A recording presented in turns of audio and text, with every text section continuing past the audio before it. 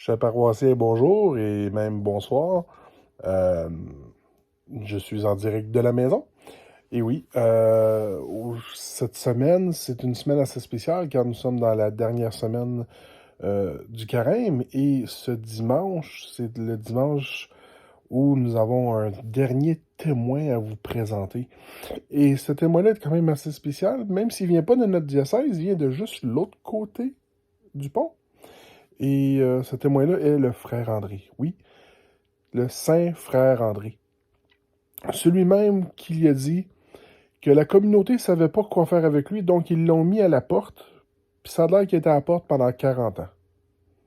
Puis oui, je pourrais vous parler de toutes sortes de choses par rapport au frère André, mais je pense que cette citation-là, que j'espère que je n'ai pas trop magané, euh, est vraiment ce dont je veux parler, le fait d'être à la porte. D'être à la porte comment? D'être à la porte pour tous et chacun. Oui, le frère André a été à la porte pendant plusieurs années. Et cette porte-là, il ne l'a pas gardée fermée. Il l'ouvrait pour tous les gens qui voulaient entrer. Ce qui m'amène à réfléchir, à dire, mais comment est-ce que nous, en ce temps de carême, on pourrait dire que euh, nous aussi, on pourrait être à la porte. Nous aussi, on pourrait être celui qui ouvre la porte aux autres.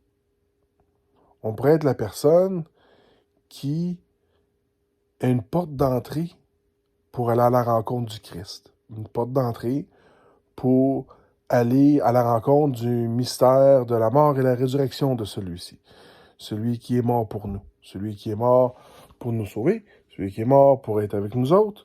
Celui qui est mort pour nous montrer que l'amour de Dieu est plus fort que tout, même la mort.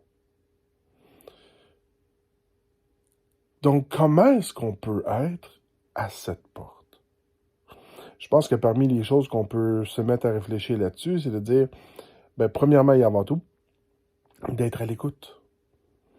D'être à l'écoute, pas juste avec nos oreilles, mais avec notre cœur, avec nos yeux. Où on se met à porter attention à ce qui se passe autour de nous autres pour pouvoir intervenir quand c'est le temps, pour pouvoir être présent pour des personnes. Une autre façon d'être à la porte, c'est de prendre l'initiative d'aller vers les autres pour leur présenter quelqu'un qu'on aime à quelqu'un qu'on aime.